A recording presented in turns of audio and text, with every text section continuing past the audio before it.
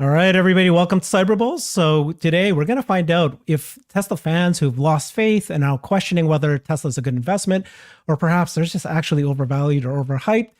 Come on, CyberBulls, tell me what's going on, and let's go through all the reasons why we think that Tesla's still a buy, if you do still think it's a buy. So do you guys think it's a buy?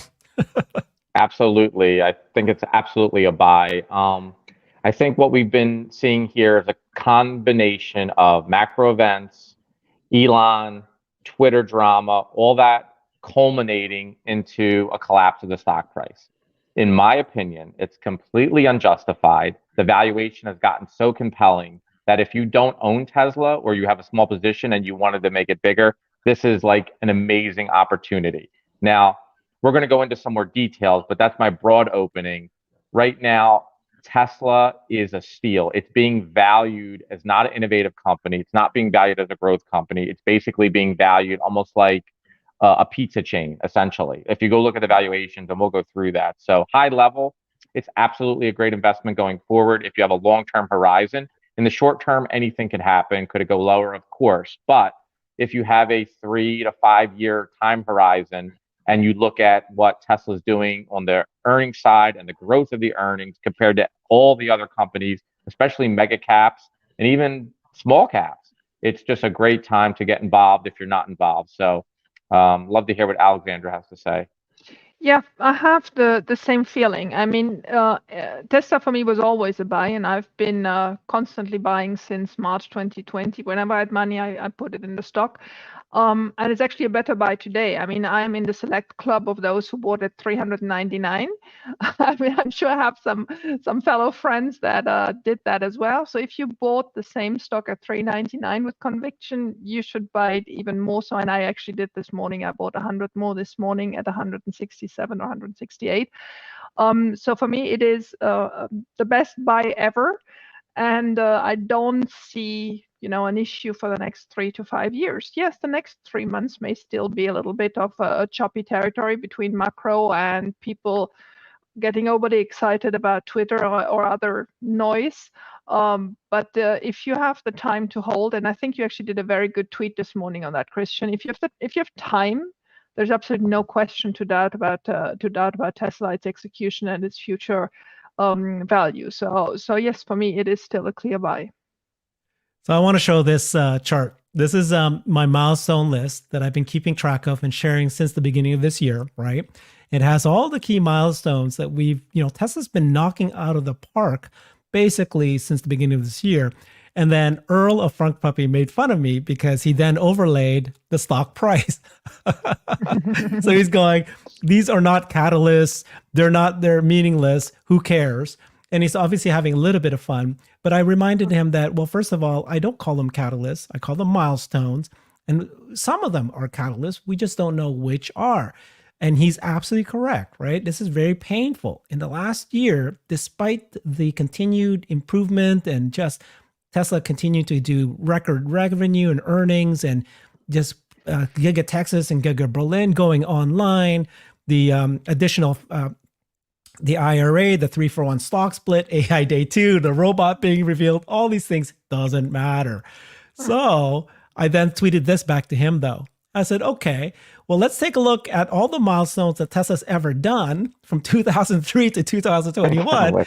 And here's what happened to the stock price during that time. Yeah. Yes, milestones matter. Yes, progression and increased earnings matter. It takes a while for the company to pop back and try to track it. As we all know, this is a weird year. We're in the macro economies crashing, inflation, all these things. There's a war that happened this year.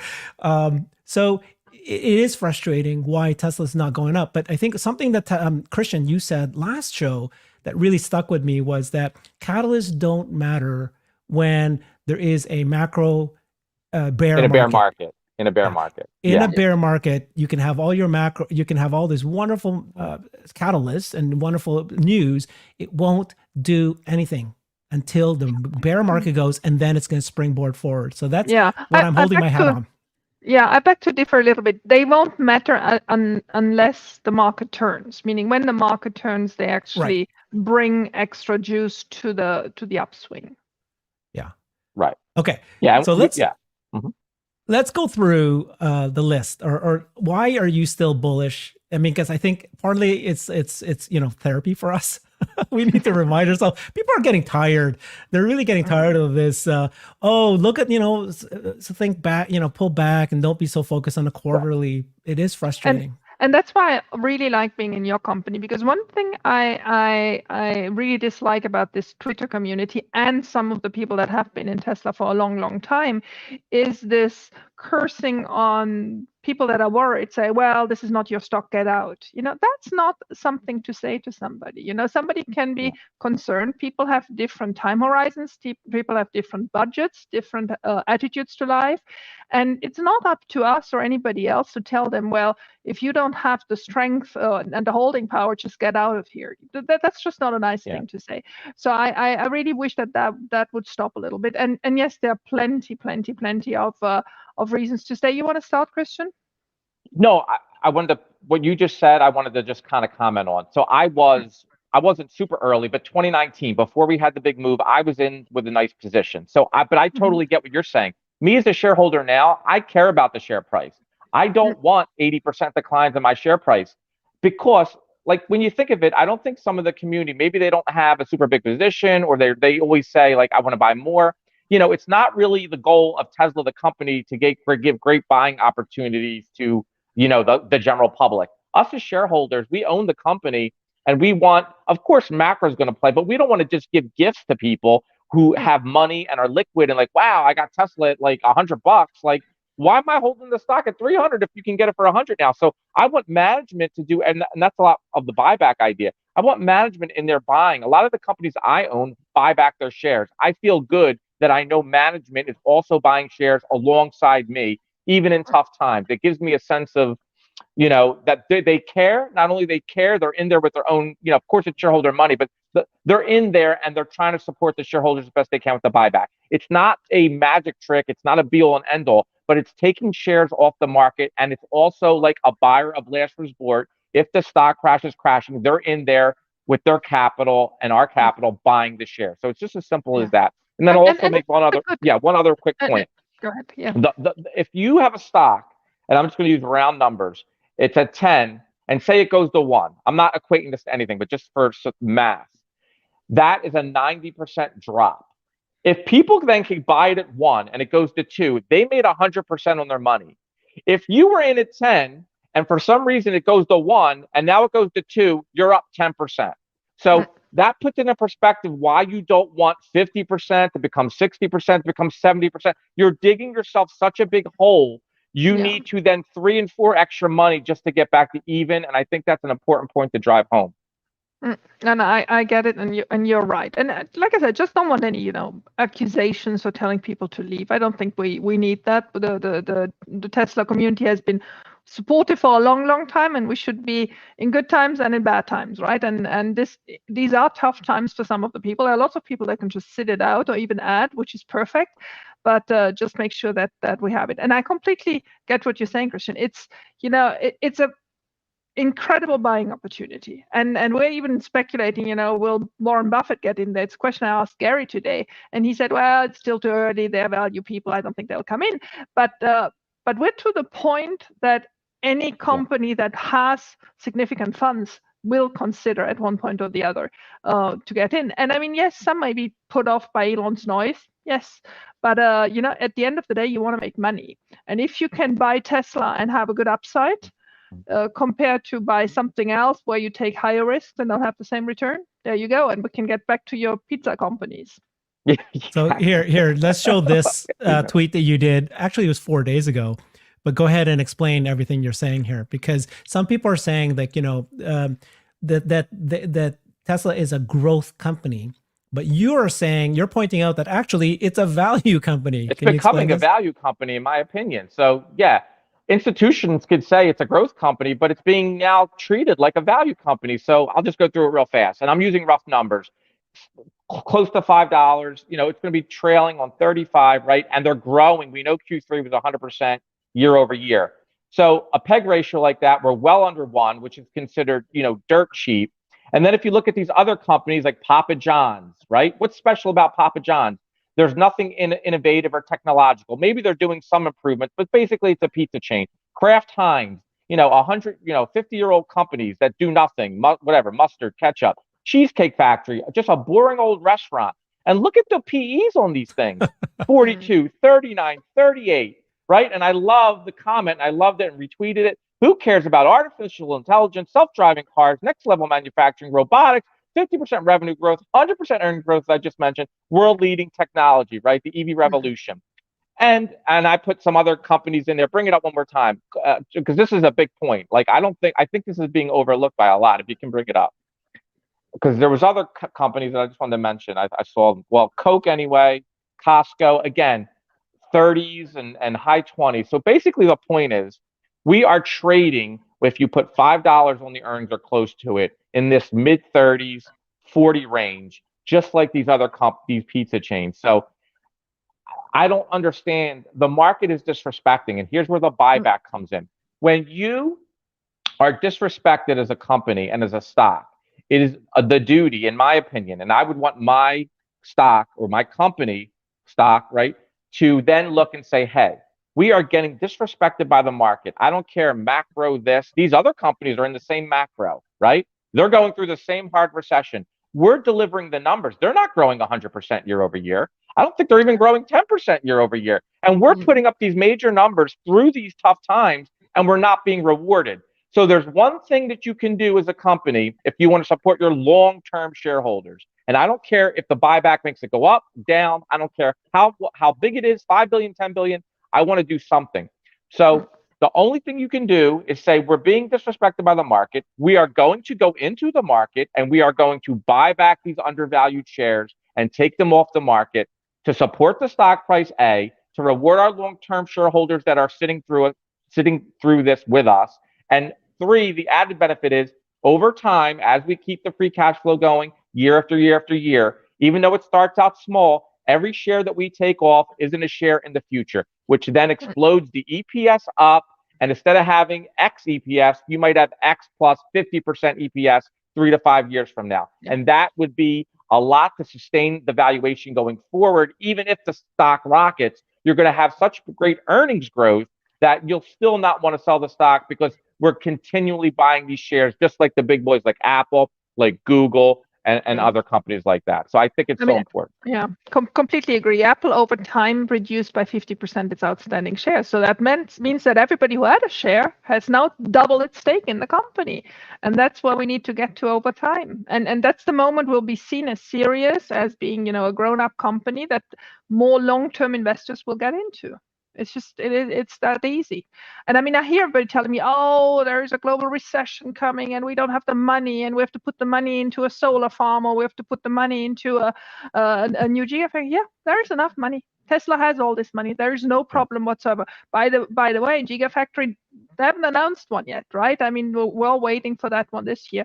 So I'm still, I mean, I launched a petition. We're now way over 5,200. We've sent it to Tesla. We've made sure the board knows about it.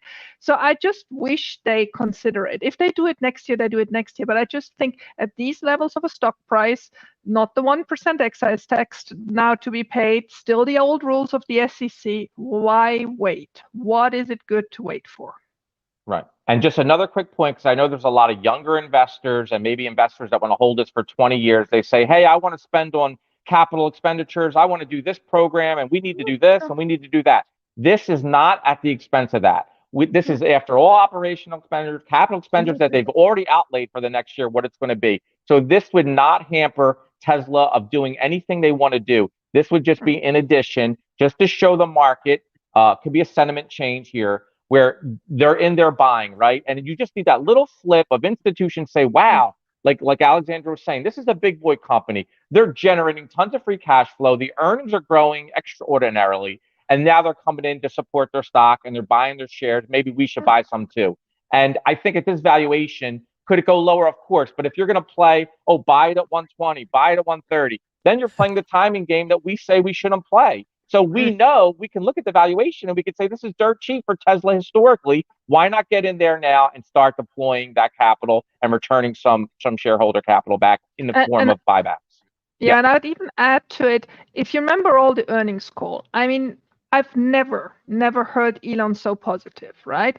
Zach confirmed they're going for 50% production growth, for nearly 50%, just under 50% delivery growth. They know today much better how close to that they are. If they are not doing a share back by now, it's because they don't believe their own words. That's what I'm getting, right? It becomes a reverse. Oh, it does. It becomes a reverse argument. It does.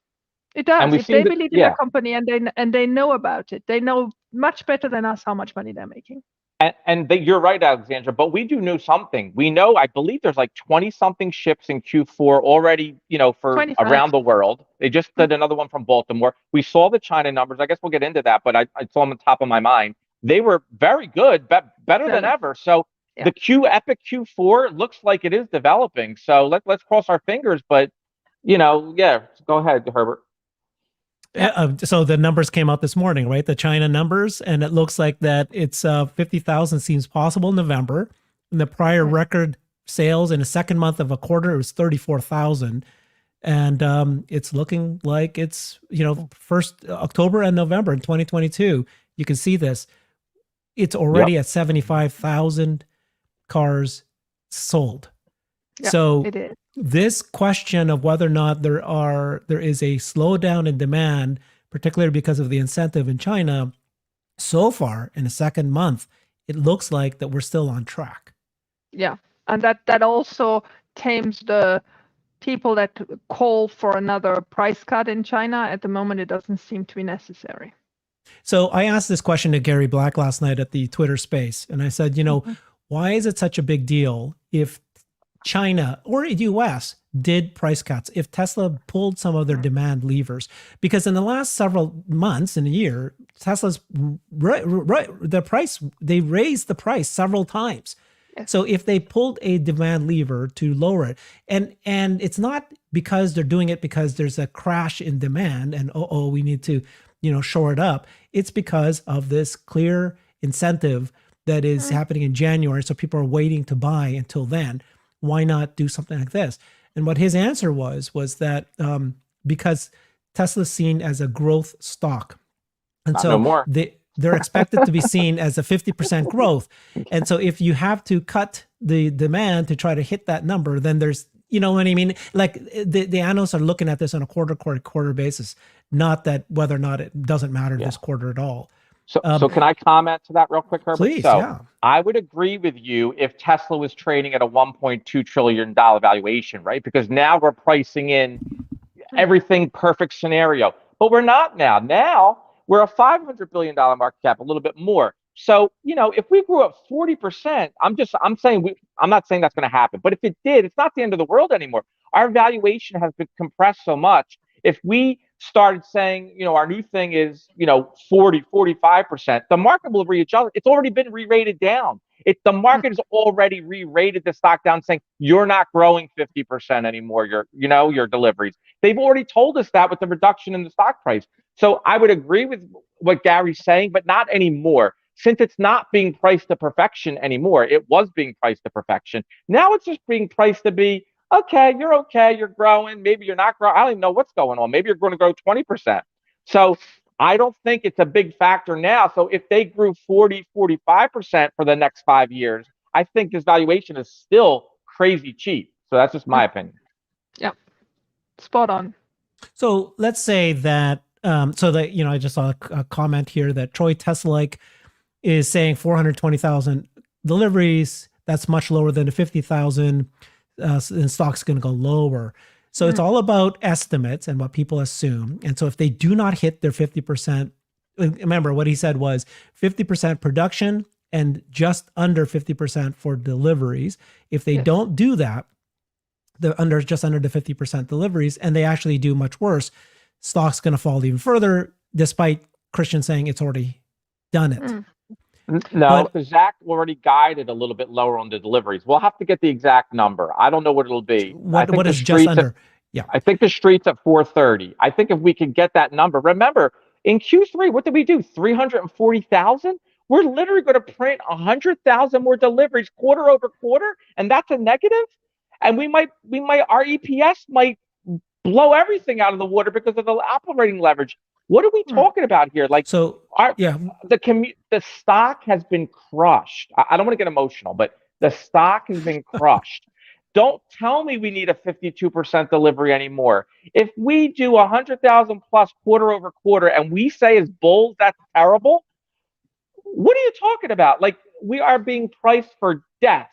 Like, come on, guys. The EPS is growing. Go look at, go look at the Cheesecake Factory. It's trading 40 times. Domino's, Papa John's. What are we talking about here? I don't want to get emotional, but we are trading at dirt cheap valuations. So, and the company is growing earnings 100% a year at so go ahead, Alexandra.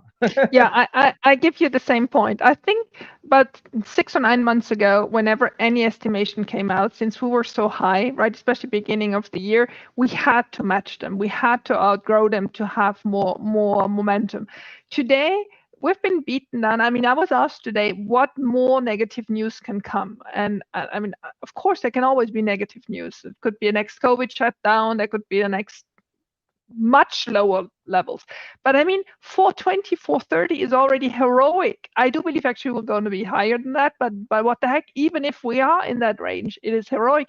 And so show me any other car maker that is currently growing at this rate. But we're setting expectations so high, and yet the price is now, you're completely right, not at all anymore for a company that's consistently exceeding the expectations. So there is a mismatch here. And one day will just turn. One day people will understand that these expectations, maybe they're a little bit lower than, a little bit lower. We're talking about 430,000 cars in 3 months, right? This is absolutely crazy. And we wouldn't be happy with that. Of course we will be happy with that. So I just think we have to get through this whole period. The Fed has to calm down. Twitter noise has to get down a little bit. Tesla has to start communicating a little bit more proactively, not only have Elon as the only spokesperson because he's so focused now on Twitter. And then we're good. This is the company is still perfect. And I really think we should get into the 20 points why we still are so convinced Tesla is such a fabulous company. I'm actually debating whether or not we should get into the 20 points because it almost doesn't matter. Yeah. Because all of this exists today. We all know it's all true. The reason I wanted to talk about it was because, to remind everybody that the fundamentals are very strong, that this company is going to succeed, that the reason why the stock fell is not because of any real, I don't know what the right word is, material, a real reason that makes sense, logical reason. But it doesn't matter. Like the only one that might matter would be, let's say, if FSD somehow becomes a success, maybe that one might matter. But the rest of it is already known. And so the reason why the stock fell is because of Twitter. The madness that's going on with Elon and Twitter that's pissed off 50%. Well, and also macro, right? And also macro, of course. Yeah. Of course. But the thing with macro, as Christian was pointing out, is you can compare it to all the other stocks, right? And see how much they've been affected by macro. And something happened to Tesla stock specifically in the last 2 months. Sure. It crashed. It was outperforming all the way up. I was tracking it. It was killing Apple. It was killing Google by a mile, by 50% when I remember tweeting it. And then all of a sudden, it just, the last 60 days has been a nightmare. It's not just macro anymore. This is going to be the Twitter thing that there's people who pulled off, didn't want to invest in Tesla anymore. Unless you think that it's got something to do with, people who invest in Tesla is higher margin because they were just so bullish and they just thought it was so great. And then they got caught. Or it's institutions or money people that don't believe that. And we know Q4 is going to be another record. They don't believe if we go into this crazy recession. That's the only thing my guess is that they're going to be able to sell these type of high-end cars, 50,000 plus cars into this market anymore. And they're, that's kind of what happened in 2019 when they missed Q1 results because the ships were being exported to Europe and didn't hit. The stock got whacked, and then we went on that run.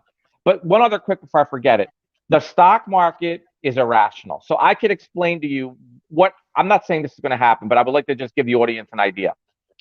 When Tesla was killing the deliveries. If we go back to like a year ago, and the stock, it popped and then do nothing. We're like, wait, it just beat it by like 20,000. We weren't expecting it, and nothing would happen, right? And we were like, we're scratching our heads.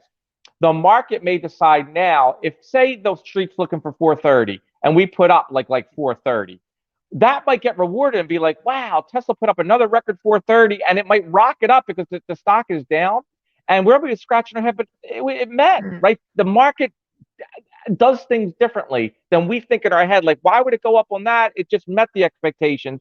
But because the stock is depressed so much, and in a tough environment, it did another record, that might be good enough for investors to say, wow, yeah, maybe they only beat by 1,000 cars, but look at the EPS to the bottom line, and look at the revenue growth, and look at the margins, and they might reward it when we don't expect it, right? That's why the stock market is such a hard day trading game to play, because what you think is going to happen, the market does the complete opposite, right? On so numbers, we get that dramatic jump because the market was pricing in like the end of the world for Tesla. And when it doesn't give you the end of the world and it gives you a good number, maybe not a great number, it rallies, right? And you're sitting there and you're thinking, well, it's not going to do much. So I just wanted to throw that out as a psychology. I have a question, because I never traded any other car makers.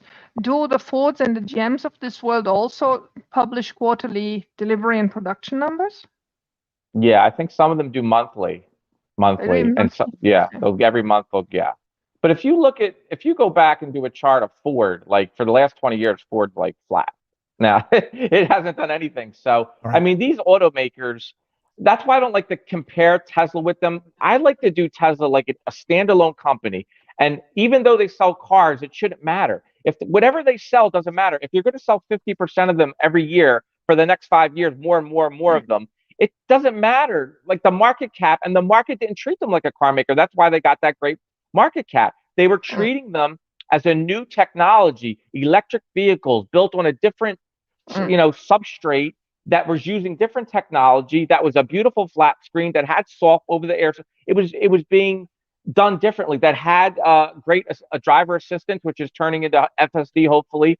And now that Elon is also the energy part of the business, I know we sleep on it, but that will be a bigger part of the business. And we see the energy storage piece of it, solar a little bit less, but the energy storage, we do see it growing, the megapack piece of it.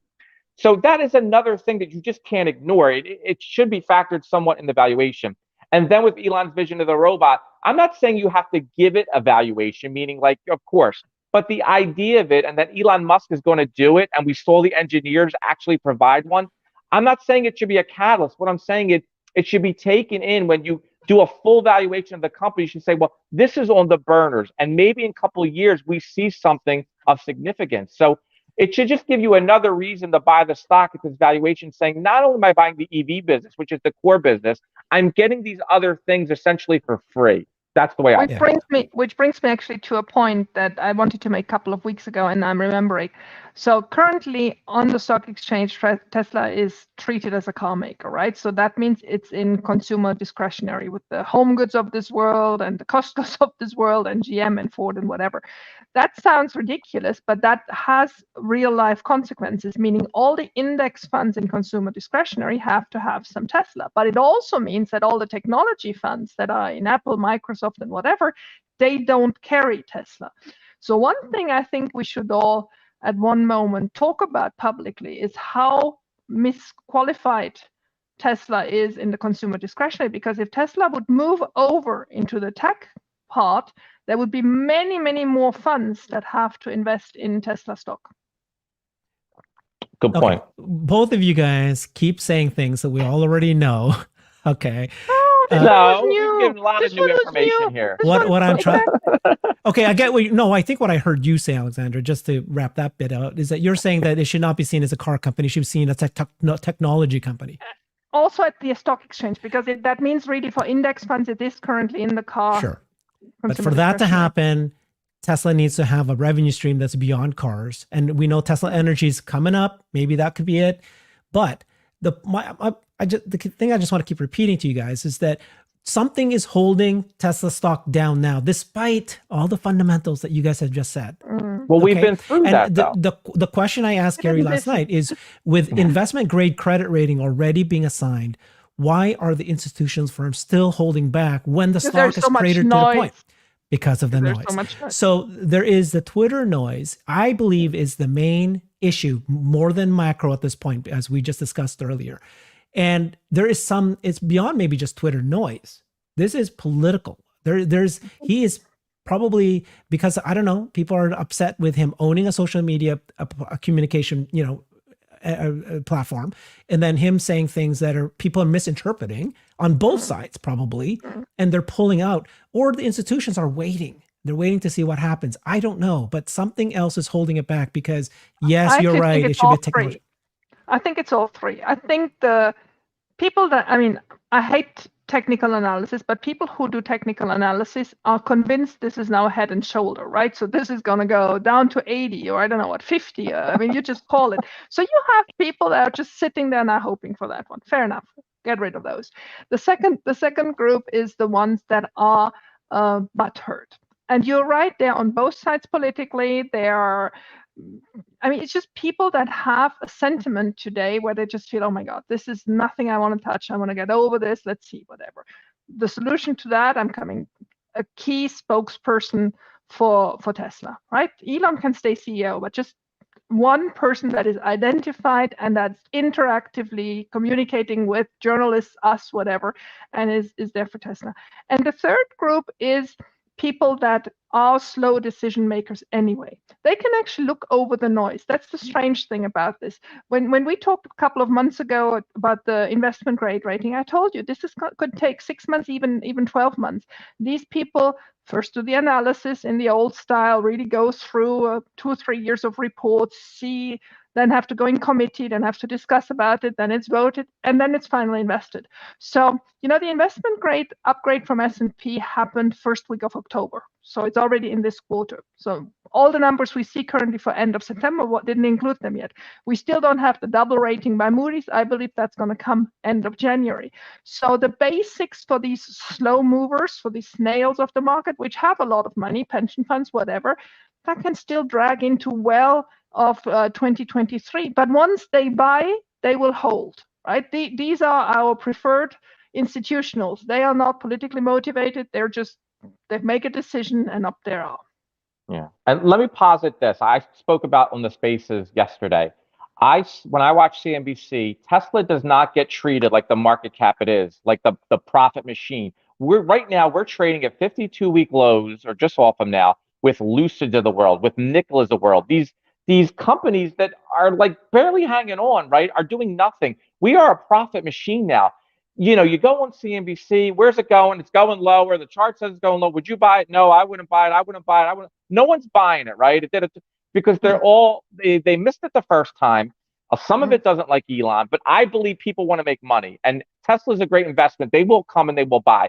But I think the sentiment has to change. And I think and I spoke about this yesterday, somebody on CNBC, we got to get Tesla more of a company, like what are the metrics rather than what's Elon tweeting? Go look at the numbers. CNBC, put up the gross margins of this company, put the year-over-year growth of the EPS for this company. And then like we do on Twitter, compare it to the Apples of the world, compare it to the Googles.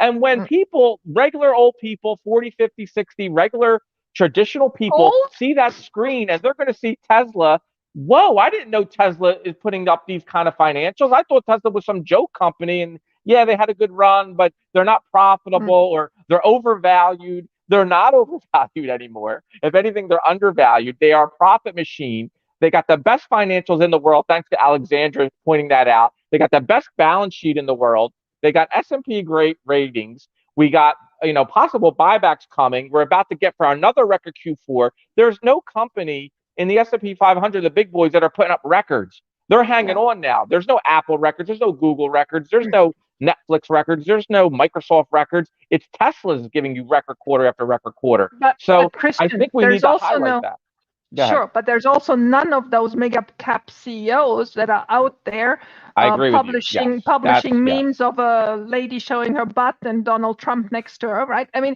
100%. I love it. I'm laughing every time, and then I go, oof. It's just and that's where the excitement comes from. Like I don't know you, but I'm spending so much time on Twitter. It's crazy, right? I mean, it's just the most addictive thing there Yeah, is. it is And I do addictive. believe lots of people jump onto it. But we have to understand all this excitement, all this noise is not investment people or investors Yeah, making thereafter the decision to go to Tesla. no, 100%. I agree with that, 100%. But I will say, even before Elon, back in the day, 1 year ago, 2 years ago, 3 years ago, CNBC still did not respect Sure. Tesla. They were only forced to respect Tesla when the thing went through the roof, and they asked everybody on Fast Money, "You still short?" That. Oh, I don't know what's happening. It was they're supposed to go bankrupt, and now it's a profit machine. Now they finally accept. Yes, they claim the hurdle. Great job, but now it's back to you did that, but you're not going to do anything else. You're not going to grow like 50% a year. You're not going to be able to do this. You're not going to be able to do that. So all I'm saying is that will come, and that is patient investing. I get all that.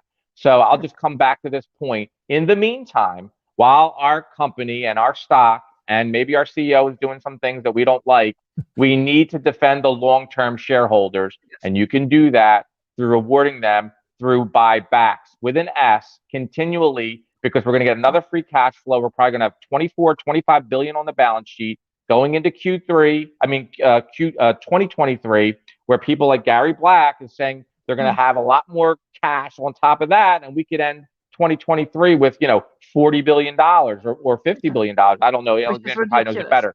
And what are you going to do with all that money? They're not spending it. It just keeps growing. They're not using it, and they're not deploying it.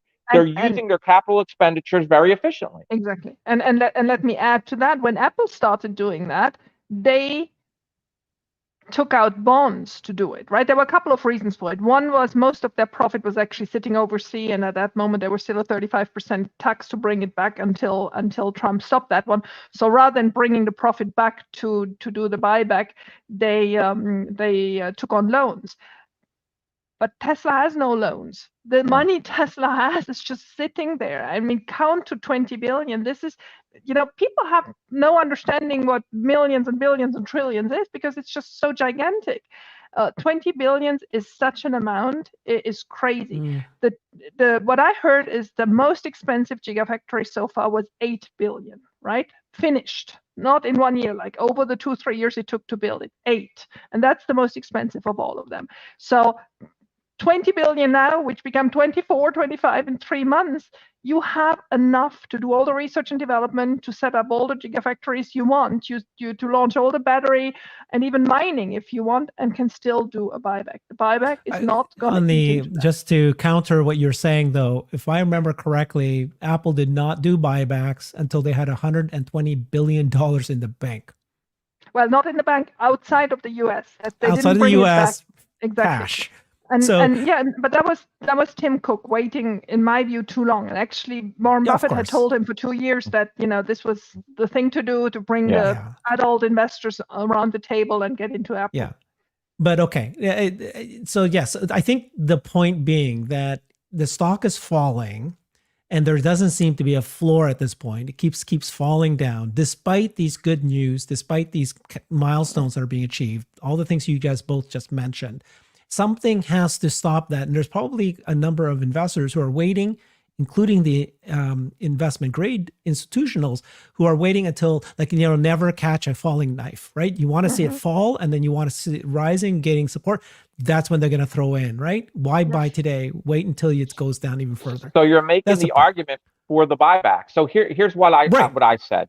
So if Tesla announced a 10 billion buyback, boom, headline, 10 billion buyback, Tesla. It makes me comfortable to say, what? Tesla's going to be in there buying. I'm going to be in there buying. Because you're right. If Tesla's just going to let whatever happen, and FUD's going to this, and China cuts, and the stock keeps going down, why am I going to keep buying? I already have the reason I kind of, and that will stem it. Yeah. The reason I agree with your statement is because, let's just play this out. Okay. Let's assume that Elon decides to stay quiet. Focuses on the business. He's still focused on Twitter. He needs to fix that, but he stops doing anything that is, controversial. I don't mind the controversial funny things. It's the controversial political things, or the things that rile people up on one side or the other. Okay, he won't stop. But let's assume he does. He didn't buy the toy for 44 billion to stop. Come on, exactly. So I'm just playing it out. Even if he did stop, It's not like anybody's going to notice it for 2 months or anything like that. And now they're going to buy it back. Okay. And then let's say that there's still all these amazing news, right? Q4 comes out great. There is no reduction in 50%. Let's say that the macro actually turns. And then what we mean by turning is just simply that there's more talk about being dovish, and then they're going to cut it instead of 75 basis point, but 50 basis point. And then the growth stocks people are starting investing again. So will that then turn Tesla? You would think. I think, right. And so that's my point about, I kind of agree with you about there has to be something that's, because the Tesla fall is unique compared to the other stock falls. And then that you just keep pointing out, you compare all these fundamentals, but nobody seems to be comparing fundamentals right now. I agree. And so, but then again, the stock price was much higher, more than double. And Elon was already tweeting. Don't tell me he started tweeting, 3 weeks ago. He obviously is the owner now. Oh, we had political stuff, and we had girls memes, and we had, That is true. That is true. We forgot. So you can take all that if the rest works. The difference is at the moment the radar is on him, because the difference, there are Alexandra, lots of people that hate that. Is he owns it now. So when you look at the concept of, is there a Twitter overhang or not, and then some people will say, well, this is the date that he started talking about buying it, and here we are now when he bought it, and here's what happened to the stock. So when he started talking about it, sure, people weren't really sure what's going to happen, but they already started talking about when he actually bought it. That's a big difference, because again, there's a misunderstanding of what he's going to do with this. There's a total misunderstanding. Right. So let's solve that problem. So again, I don't want to keep repeating myself. You're right. It could be hedge funds. It could be short sellers saying, well, this Twitter narrative, it's going bankrupt. Elon's going to have to sell more, right? Who wants to get in front of that? Again, Elon's selling. So we got to counteract that narrative. So the company, knowing all this swirling, maybe they care, maybe they don't. I want them to care. So what I would say is, we're going to buy back our shares. We believe in it. It says, the future is good. 2023 is good. Q4 is good. We're going to buy back our shares. And here's how we solve the Twitter problem. Elon, through his hard work, through the dedication of his engineers, he's building a team now. Things are getting better. It's engagement. You see the users are going up. The ad gets figured out. He monetizes it. And once Twitter is successful, or looks like it's going to be successful, I think you were talking about this, Alexandra, that worry about Elon having to sell goes off the table, right? Because now we know Twitter's going to be making it and it's going to be fine. But in the meantime, instead of taking continual pain, we could kind of blunt some of that by saying Tesla management's coming in and this is ridiculous where our share price is now. But I think that's how we counter it. I just want to address this comment by Fred Winslow, and he said, there's a big difference between Twitter haters and the people leaving Twitter and the people selling Tesla on any way based on the show. I don't know what that means. But I don't agree with that, Fred, because I do think that I've been sharing this recently, which I have a close relative of mine who had a Model Y on order. He had bought the Model 3, loves it, loves the car, told me that he will have to drop his reservation Model Y because it's his words. He said it's his way to protest because Elon bought Twitter. And he will buy another car. He will buy a different car. No, he loves the Model 3, but he's like he's on the fence. He gets how great these cars is. He doesn't want to do it, but it's his way to do something. So this notion that it's anecdotal, I get that, but it's a notion that what Elon's doing with Twitter is not affecting people buying Teslas or buying the stock or selling the stock. I just don't agree with sentiment, Herbert, but that person, your brother or whoever you said, that doesn't want it, there's somebody that does. There is someone out there that never was going to buy an EV and they're going to buy that car. I don't actually agree with you. I know people you've been saying that it's a wash, but I actually don't believe so. I think that there's a significant amount of people on both sides actually who are misinterpreting. Really, they what he says something, they think something else. And I don't think most people though are political. Meaning this: if they sit in the car and it's a great product, I don't think they're going to be like, this product is so good and I can buy it, but I'm not going to buy. I'm saying there are some. I'm saying the majority of people. I don't know who the Samsung CEO is. I don't know who all the stuff in my house is. I don't know what their political beliefs are. So what I'm saying is sometimes I believe that the great product will trump someone's, no pun intended, someone's political beliefs. So if I'm sitting, I have a friend and they have a Tesla and I happen to be a left-leaning person and I'm in this car and I'm like, oh my God, I got to have this. There is 95% of the world will not say, I really want this. I want this more than anything, but I'm not going to buy it because Elon's doing tweeting I don't like. I just don't believe that. And I can I don't want, I you know, I can want to tell get, and the you other, yeah, go ahead, Alexandra. I can tell you my personal experience because you all think I'm not that dumb or whatever, but exactly that happened with me.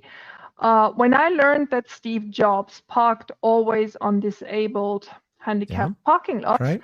I canned anything Apple. I never bought the stock. I never bought any product. My children did, God. and they really had to convince me that I paid for it, right? But for me, that was it. I have a disabled person in my family, and that was just it, right?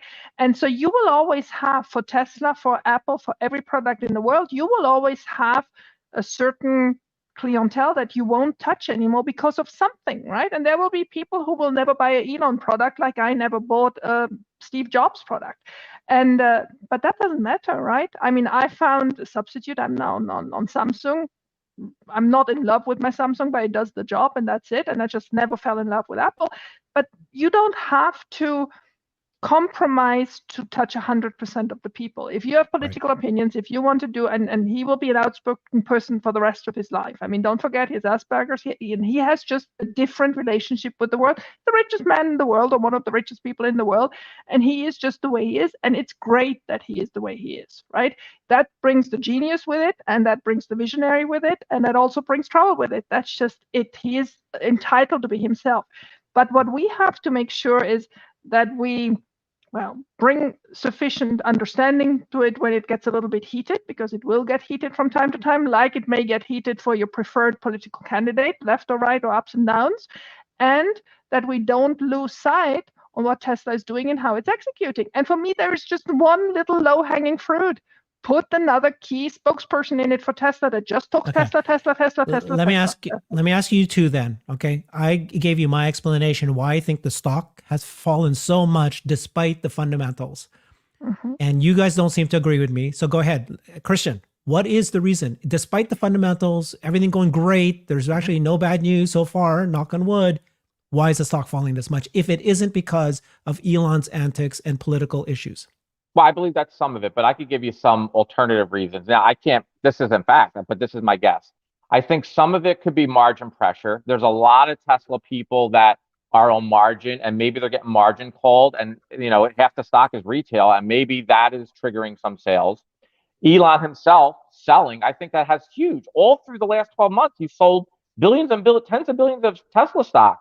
That doesn't really inspire confidence when your CEO is just going crazy. I was watching one of the shows, I think it was you, Alexandra. There's been no insider, or Jeff Lutz tweeted, there's been no insider buys of Tesla stock recently. Nothing. No managers bought anything. So that doesn't really show any confidence. There's been nothing. Yeah, Cybertruck's out there, but essentially we've just been kind of going on the same stuff about the EV growth, which is important to me as an investor, fundamental investor, but there's been nothing good. It's all been about Elon and Twitter. And again, I agree with Gary Black on some things. The voice share has been drowned out, right? Because everything is focused on Twitter and Elon and what's he doing. The actual Tesla brand, even though I think it's intact and I think it's state of the art, it's a beautiful product, it's getting pushed to the side. And Tesla fundamentals are getting pushed to the side. And money managers saying, we're in this tough time. There's no reason to own Tesla anymore. Elon's selling. So, let Elon get it all done out of his thing. And we have no rush to go do anything because the stock's not going to run away from us. Now, maybe a Q4 will change that. Maybe a stock buyback will change that. And that's why I'm promoting these things. But to get to your question, it's a combination of maybe margin selling from retail, maybe some retail that's down big and they've capitulated and they say, you know what, I can't take it anymore. I bought this thing, like Alexandra said, at 400, and now we're sitting at 160. Get me out of here. I can't take the pain. They're liquidating.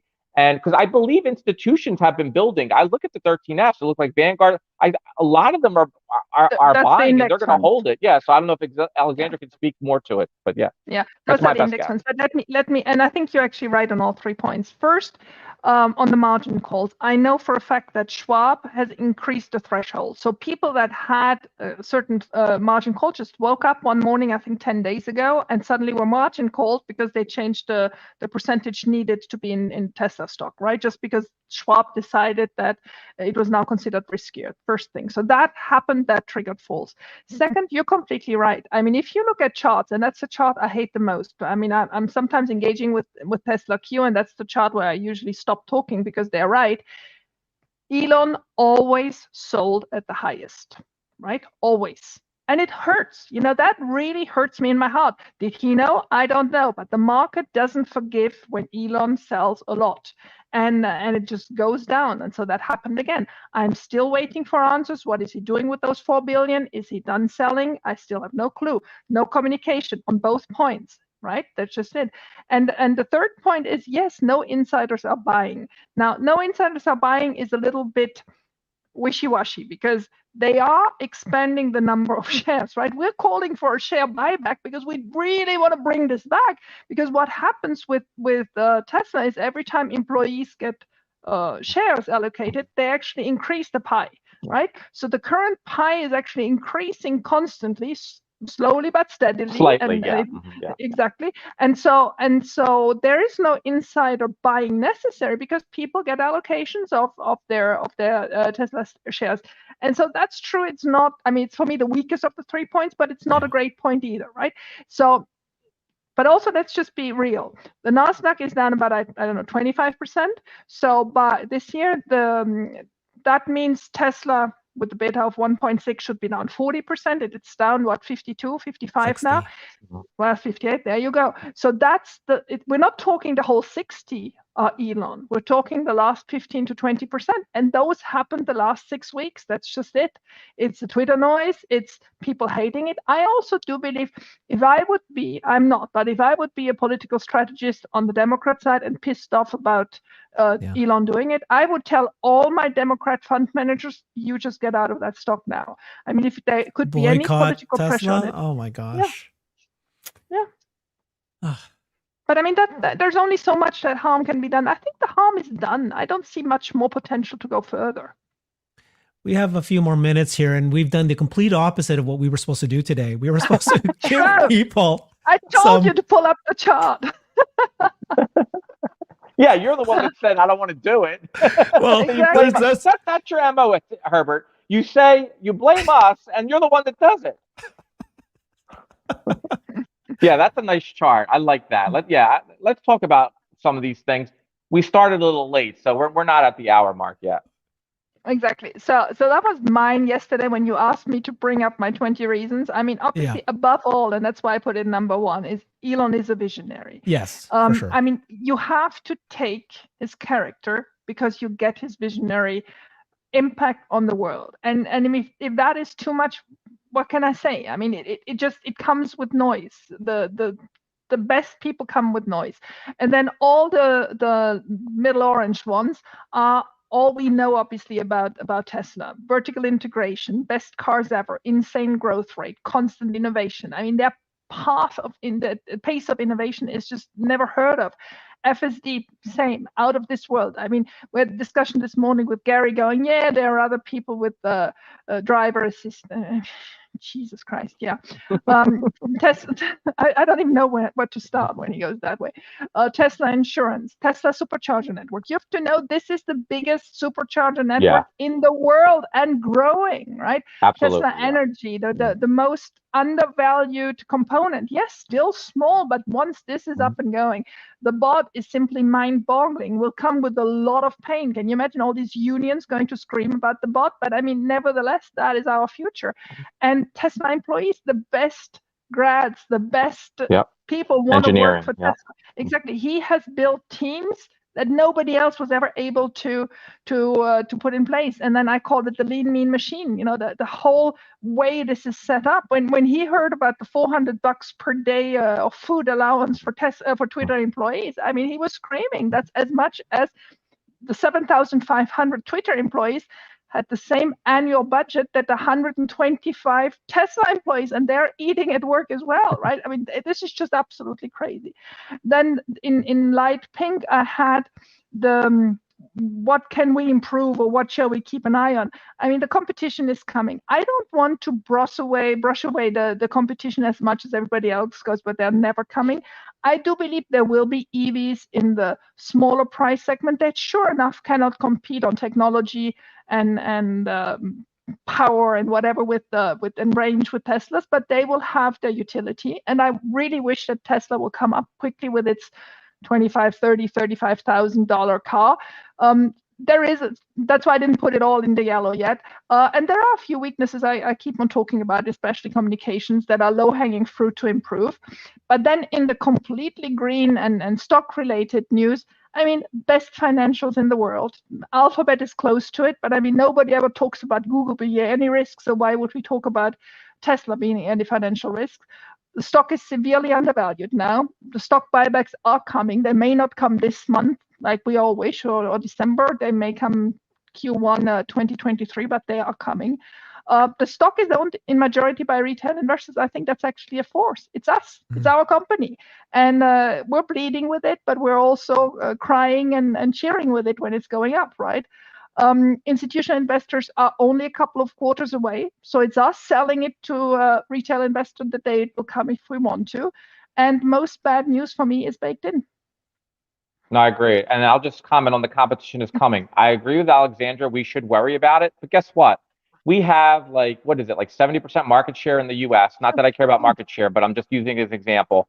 And we're ramping Giga Texas, right? We see the other OEMs fluttering. They're barely putting anything out. We've seen the charts where the bars go, Y, 3, S, they could completely dominate. If you go to Germany, it was the biggest selling, and they're just starting to ramp Giga Berlin. If you go to China, yeah, they got the Wulong, whatever, but it's peanuts. In China, it's doing a lot better than the Neos of the world and the Xpeng of the world for units delivered. So what I'll say is the competition is coming, but really they're not. And Tesla is still the dominant force in EVs, and now they're becoming the dominant global manufacturer. We keep forgetting when we see things like Model Y is the best car, it's not the best-selling EV, it's the best-selling car. So this is a complete, and the timetable of this happening, we take it for granted now because it's happening so quick. This wasn't supposed to happen. They were talking about, 25, 26, 27, maybe. Now here we are sitting in 2022 and the Model Y, like Elon said, that it would be by revenue and by units, and it looks like it's coming through that way. So we got to give him credit there. Yeah, agree. Okay.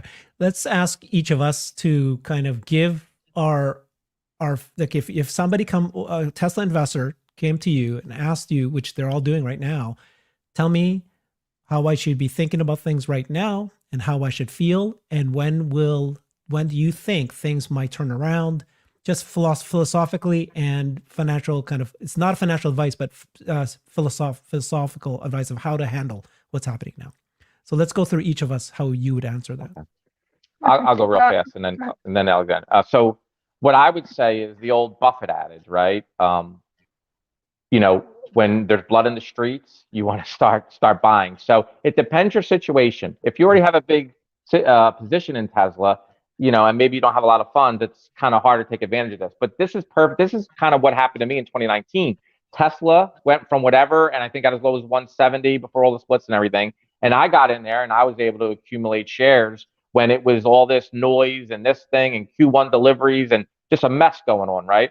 And we're kind of in there. So what I would say to any new investors, this is not financial advice. If you've started doing some research in Tesla, and maybe you're new to the community, and maybe you're started to investigate into the financials and all the things going on, this is a great time if you don't have a big position or no position to start looking at this and say, hey, is this something over the next 3, 5, and 10 years, if I put some capital in sizable amounts, that I could do really well, no guarantees?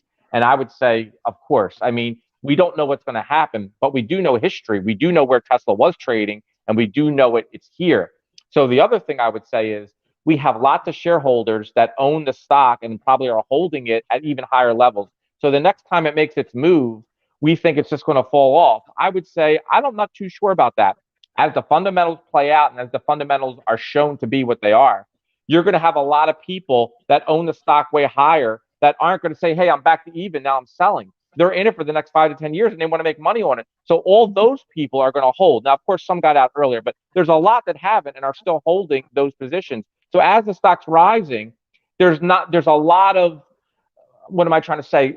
There's a lot of wiggle room before we get into the nosebleed territory and we say, oh my God, Tesla's trading at 400. It was trading 400 a while ago. Like it's nothing to, we're like 400. Yeah, we'd be excited because it's down here, but for a long term, we're not like 400. We're off the train. We're thinking this is $1,000 stock in 5 years. So what I'm saying is there could be a move up like that, and it could be sustained for many years once that bull market reaffirms. Mm. I'm more pragmatic because I actually tell a story from last week. I have a gardener. He's called Ramon. Ramon has kids in med school and is the loveliest guy ever and comes every second Monday to me. So last week, Monday, he was there and he said, Alexandra, are you still in Tesla? Because he obviously sees the 2 cars in front of the house. I said, yeah, I am. He said, I'm considering putting my money in. My kids are graduating now, so I have some money. Shall I go into Tesla? And I said, yeah, do you want to talk financials? What do you want to talk? And he said, well, I just want to hear from you because you look like an intelligent lady, why you have done it. And I said, you know what? I'm not going to talk. Come sit with me in the X. I drove him 3 times around town. That was it. The evening he texted me, he said, I've given my broker the whole thing. Put those butts in the car. Then people understand that this is the future. If you have never sat in a car, for people, and there are still 95% of the people out there have never put their butt into a car. If you've never sat in the car, you will not understand. Once you sit in that car, yeah, you may have a Mercedes that has more mahogany, or you may have a Porsche that looks maybe even more slick or whatever. But once people understand the technology that's behind it, what this car is going to do, that this car can drive them to the hospital the day they can't drive by themselves, that there's so many other advantages to it. That's it. When the product speaks, you don't need to tell anything else. Safety. Yeah, that's a great point, Doug. And Herbert's big on that safety, that collision warning, right? Are people going to say, hey, I don't like Elon, but he could save my family's life, this car, but I'll risk my family's life because Elon tweeted something I don't like.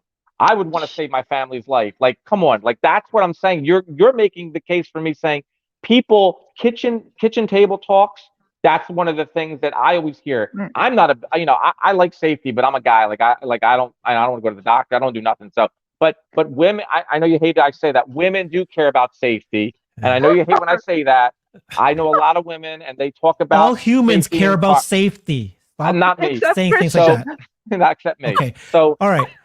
My point on this then. Poor Herbert. Yeah, poor Christian. Okay, so the stock has fallen 60% since the beginning of this year. It is incredibly painful. I retweeted something this morning that I thought was great, which is every single year Tesla has fallen from 40 to 60% every single year. And recuperated every single time. Every year. I have been an investor since 2012, and it's actually very painful. Because what happened to me was I fell in love with Tesla, saw the car, invested, and it jumped by 3x right away. But then it stayed flat from 2013 to 19. I mean, like that's 6 years of sitting here going, this company is the greatest company in the world. It's going to change the world. And it stayed flat, right? And then cap it all off, 2018, 19, everybody kept saying it's going to die. It's going to go bankrupt because they can't handle the Model 3 ramp up. And even Elon was saying that they were truly at that death's door at that moment. So this was really painful for somebody like me. Now we saw it jump up in 2020, 21, too, and here we are. And so it's going to be that way, right? We know. And so my advice to people is that, you've invested in Tesla, you're feeling the pain. The first thing you need to do is prevent any margin calls.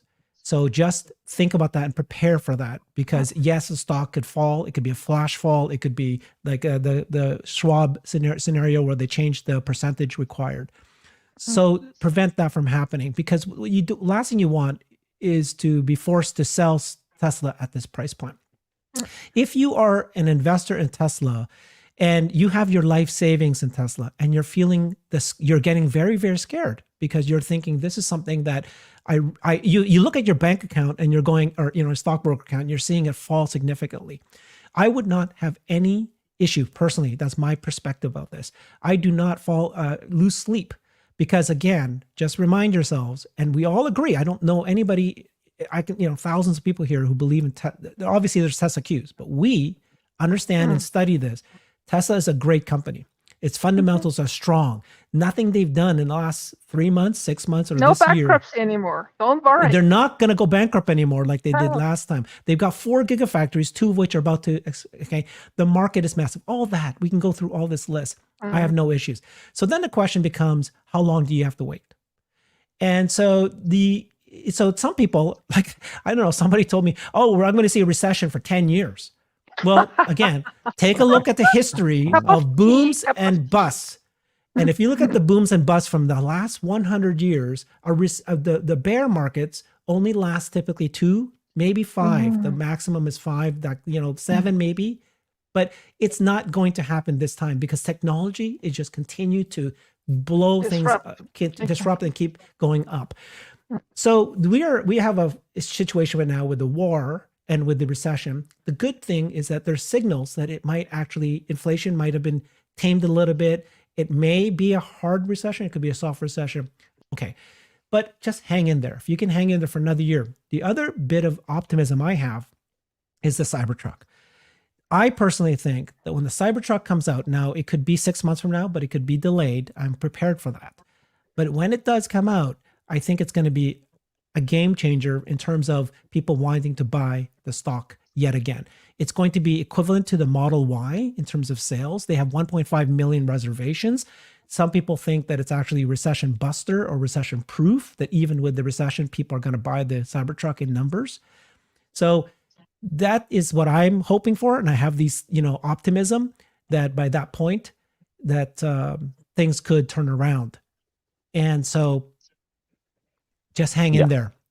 And I'll just, from a financial perspective, I'm not an all-in Tesla investor. It's a big position, but it's so. I do understand, though. I want to just let everyone know, if you had, and I'm not saying anything bad. I'm just saying if you have and you're banking on this to be your retirement, these are stressful times, right? Because Elon is going to be Elon, right? And he doesn't know you're trying to retire on Tesla stock, or you're trying to get rich on Tesla stock. He's just so I totally get it. So I commend people that could do that and push through that, and you're going to be rewarded on the other side, I hope, and I think you will be. I mean, there's no guarantees in life. I'm not guaranteed of getting up 5 years from now. So, but what I will say is, you need to put yourself in a position. You have to know yourself. So I know myself. I couldn't be 100% in one stock because I know myself. I can't have a day where, say, the S&P and Qs are up 2% and Tesla's down 5%. That's not my DNA. What's wrong with that? Yeah, I don't care. I have no problem with that either. But there's some people that do, Herbert. Sure. So what I'm saying, I'm a normal person. They would be like, I'm down 5% on my holdings when the regular market was up. I'm saying, I'm being realistic. You shouldn't. You should be saying, no, that's a point of view. There are people that cannot handle certain things. I apologize. And what I'm, Herbert. Well, so what I'm saying is, say someone is all in Tesla and they're not mentally all in Tesla. So when Tesla goes down 60% and they took their 500,000 and now it's 200,000, I'm just, and then they sell it at the wrong time because they think 200,000 is going to zero. So all I'm saying to the audience is, be mentally prepared. Know what you're doing when you get into this stuff, and don't just get on the ride because someone's saying, hey, go on Tesla, you're going to be a millionaire in 5 years. I'm saying, think about these things, what you can handle emotionally. So the comment wasn't a disparaging one. It was because I had to learn this. This stuff is not easy. We've been talking about it. These are hard times, and we need to understand that people are suffering and they have painful financial situations, and some probably have been scared out of the stock, and they probably lost 50, 60%. Maybe they had options and those options went to zero. So I'm just giving the audience an understanding, know about your investment philosophy. I know that the show won't Tesla, but it's also about investing and trying to teaching. That's what I like to do. That's why I do this show. I like to teach. And so I'm teaching now a little bit. And what I'm saying is know what kind of investor you are, know what you can take, what you can't take, have your position size. This is my old financial advice. I think it's important. Have your position size and time horizon set up. So if Tesla is a delay, like you said, 5-6 years of flat, that they could ride through that and not worry about it. So a lot of people to do things not with the full thoughts behind it. So that's all I'm saying is understand who you are, understand your financial situation, and make sure you can handle whatever you're doing. That's all I'm saying. Yeah, that's very wise, Christian. And I want to add something much more easygoing. Is the news the news cycle is wow, it doesn't want to go out. The news cycle is very short, right? The last 3.5 weeks have been dominated by Elon. Actually, I found today was actually calm, right? And it will go up and down again, but there's the next news around the corner, and one day the tension will not only be on Elon anymore. And that can be as short as next week, or it could be next month, or it could be beginning of January. But this won't last. This is just, one moment in time where people concentrate on that. And then, my gosh, how tired can you get of memes and some comments from Elon? And at one moment, it matters to us, sure, but does it really matter to more than the 5, 10, 15,000 that are sitting on Twitter from morning to evening?